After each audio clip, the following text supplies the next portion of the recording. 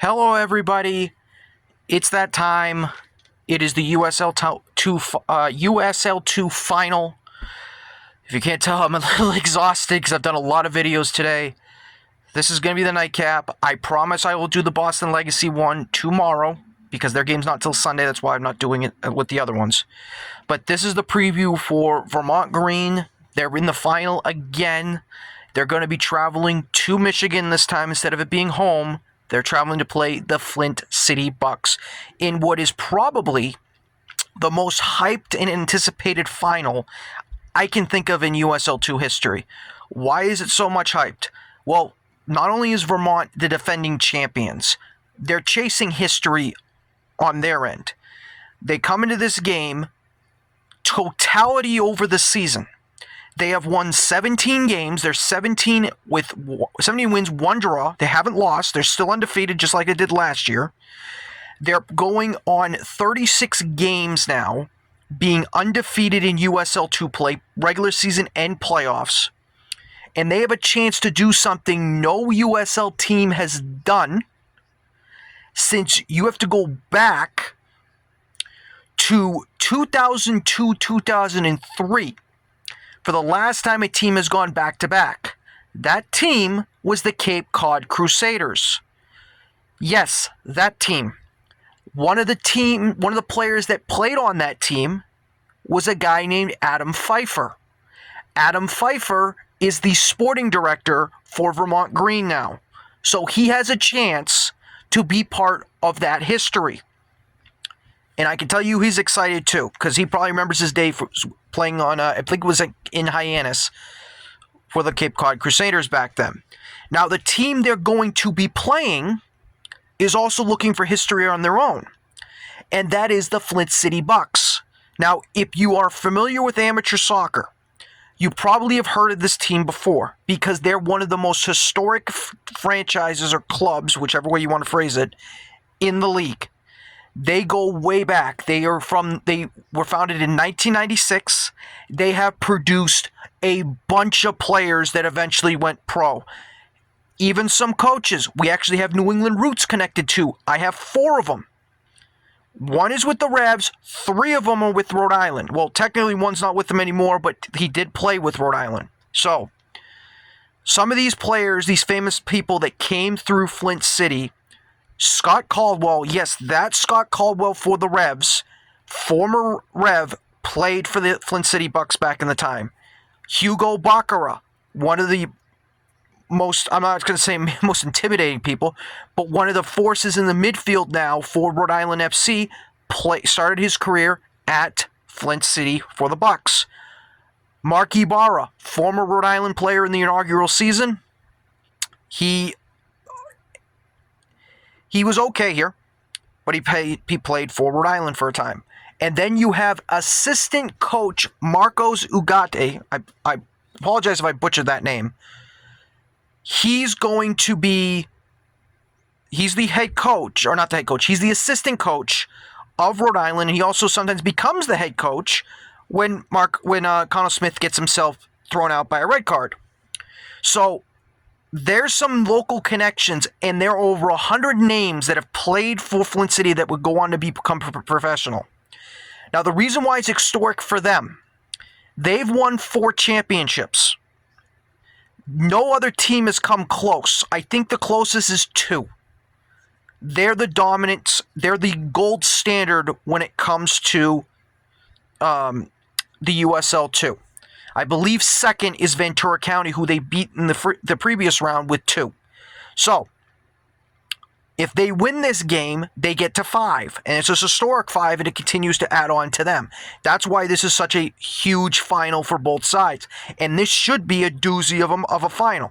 I've heard some people say, oh, well, Flint City has the advantage because they're the home team. Absolutely. They have that stadium that can house 10,000. I don't think it's going to get to 10,000 capacity, but it should be loud. It should be boisterous because the Flint City Buck fans are indeed, boisterous and enthusiastic. Now, Vermont Green, from what I have been told by some of the supporters over there, they're looking to send to about 100 to 200 people of their own to the game. And from what I've seen, the Flint City Bucks fans are going to welcome them, which is good. That's what we're here for. Now, when you look at both of these teams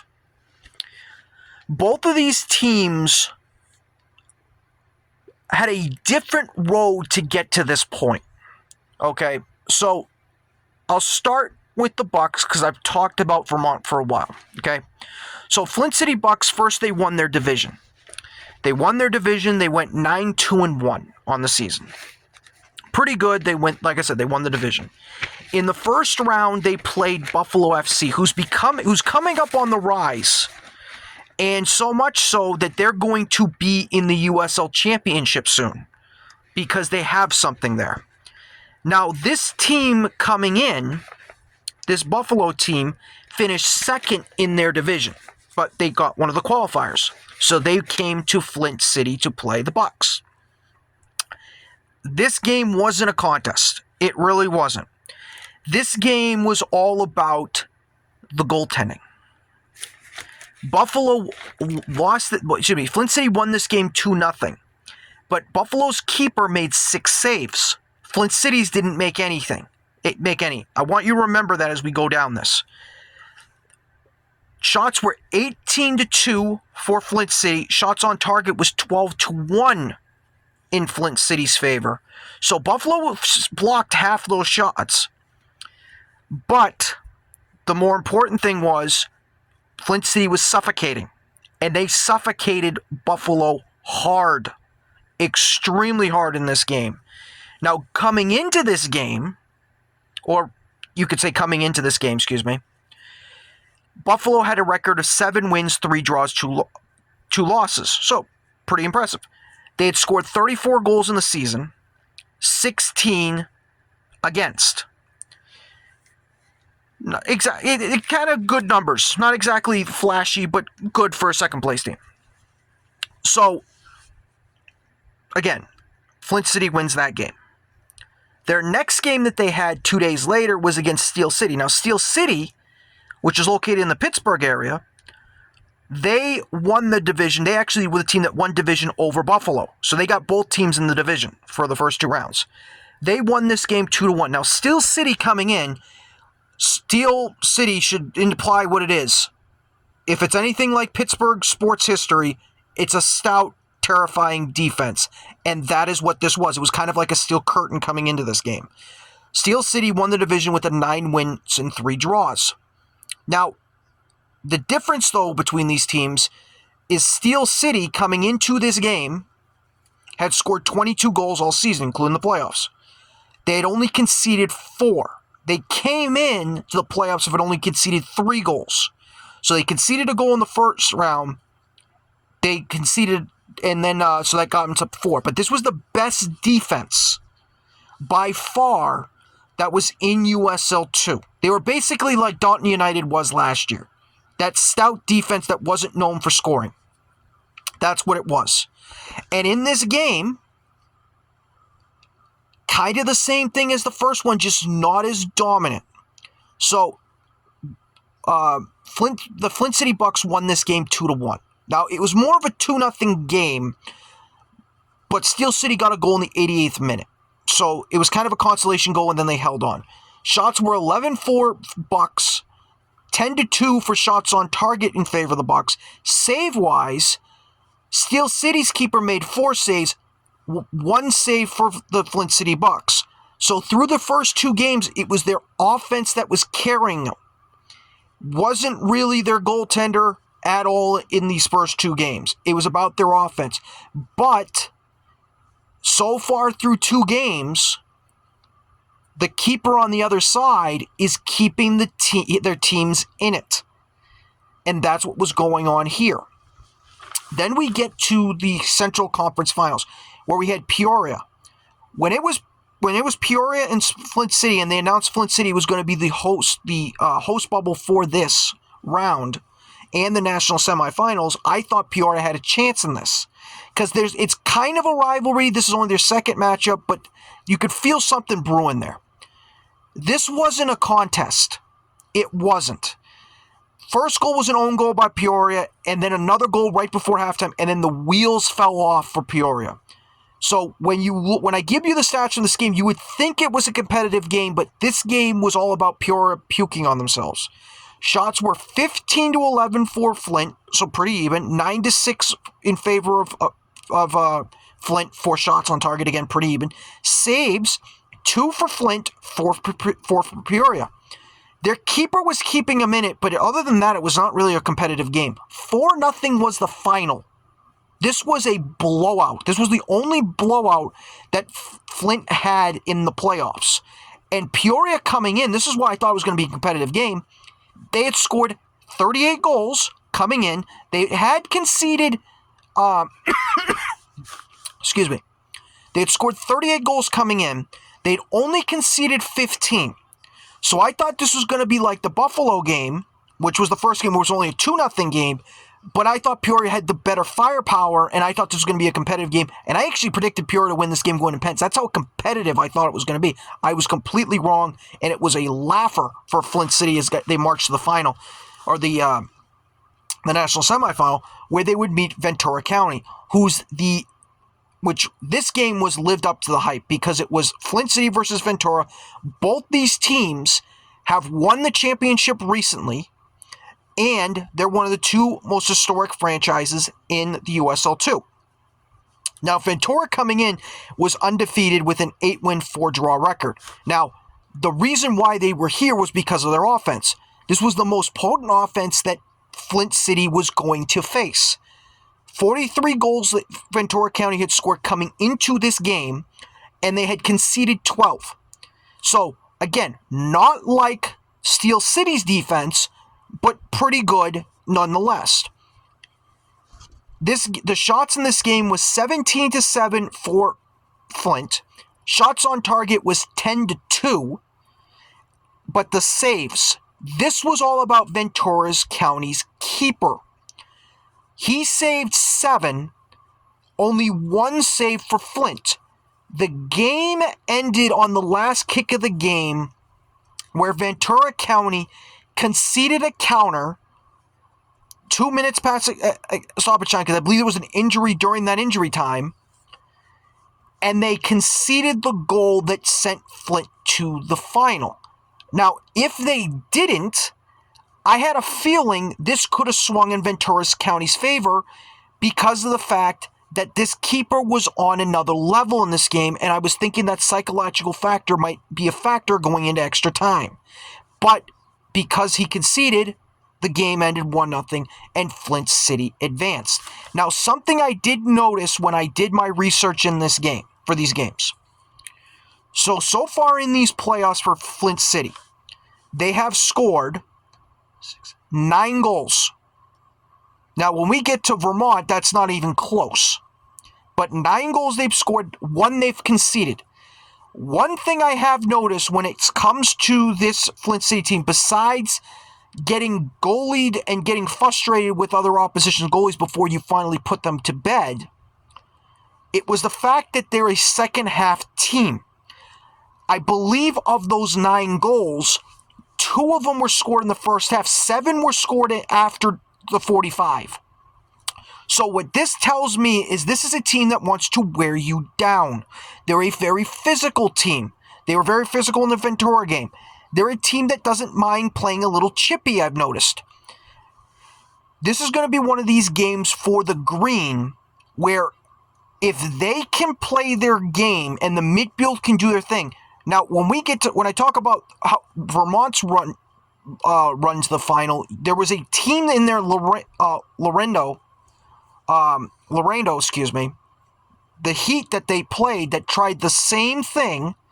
It worked for about 45 to keep it close, and then Vermont had enough of it, and they blew them out in the second half. Both these teams play to wear you down. Vermont wants to kill you early. That's what they've tried to do this entire playoffs, and it's worked, except for the Laredo game where they had to do it in the second half, and they said, enough of this. For the Flint, it's keep it close after 45, wear you down.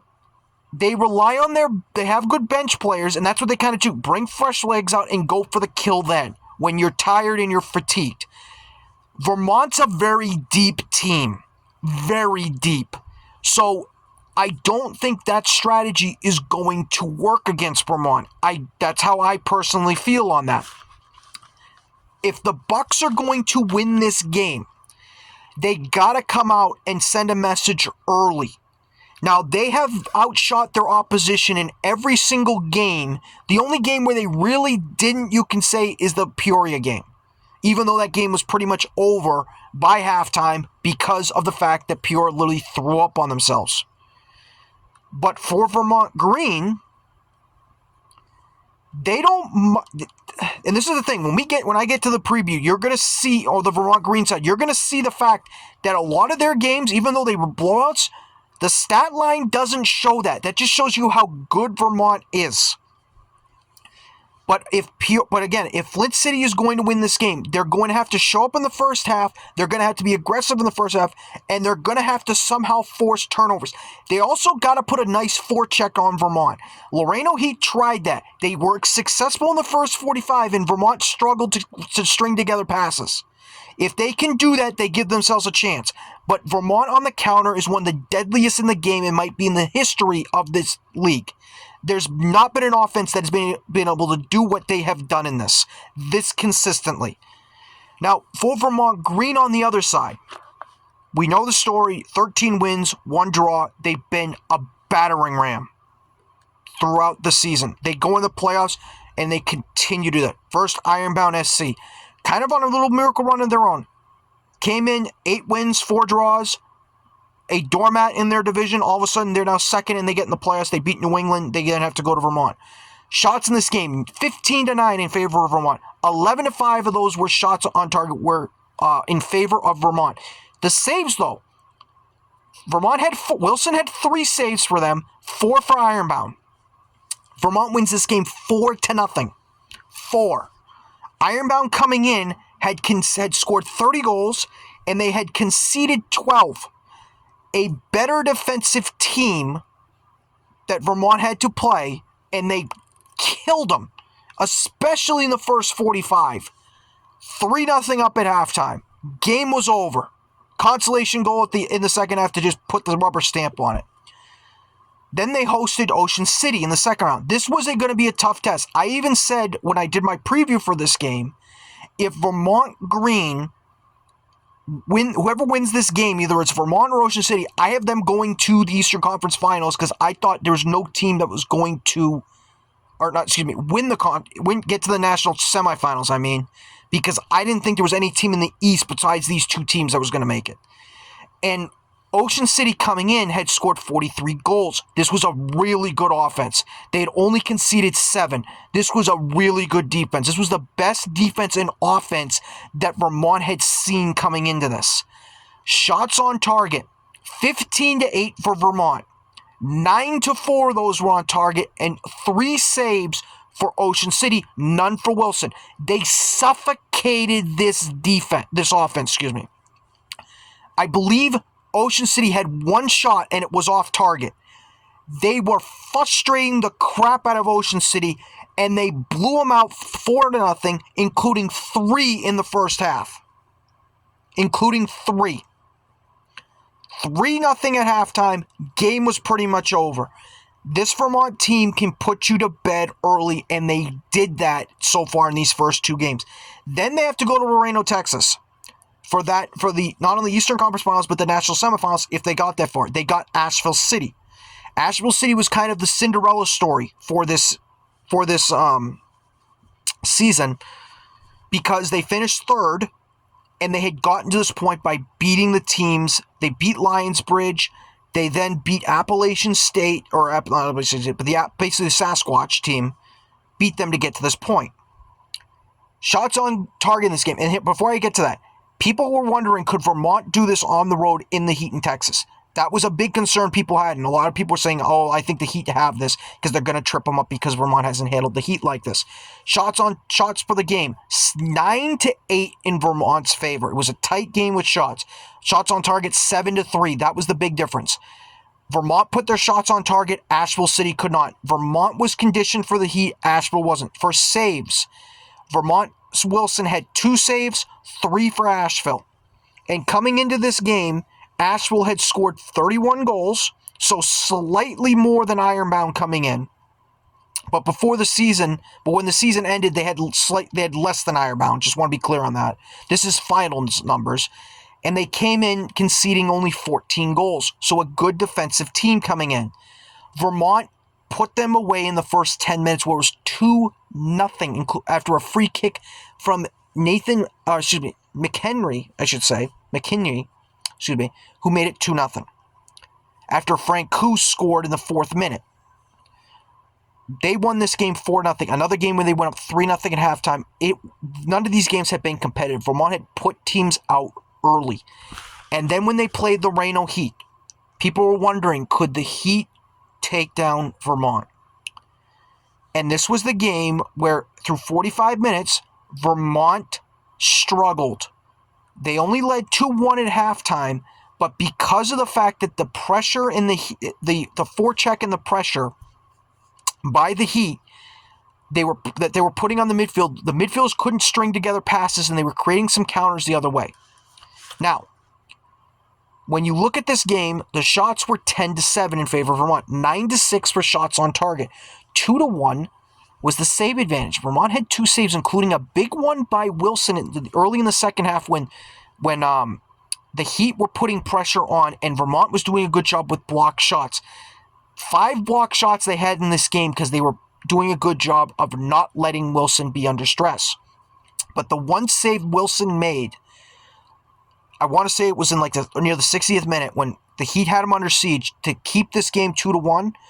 2 minutes later, it became 4-1 because of a bad clearance by the Heat, because Vermont's an opportunistic team, and then there was a penalty where Ryan Zelfo finished off his hat trick to make it 4-1, and then Vermont said, enough of this, we're sick and tired of your cheap shot antics, because this ref, I'm not calling him a hack, but he was not calling anything on the Heat, he was calling everything on Vermont, and even Chris Taylor, Vermont's coach, was getting frustrated. He even got a yellow card.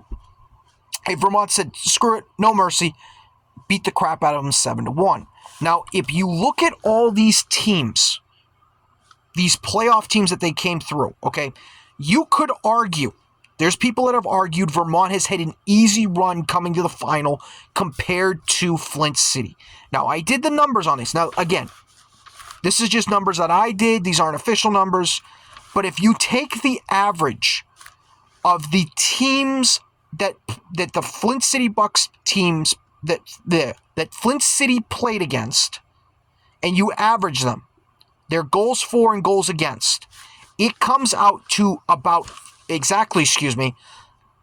Flint City average playing a team that had scored 34 goals in the season and had conceded 11 goals. Now, when you look at Vermont Green on the other side, they average 36 goals. So they played a better offensive team. And defensively, they played teams that average on the season about a little more than 10 goals, just above it. So they played better offenses and slightly better defenses than Flint City did. Plus, Vermont had to go on the road for 2 of the games, unlike Flint City, who has been at home.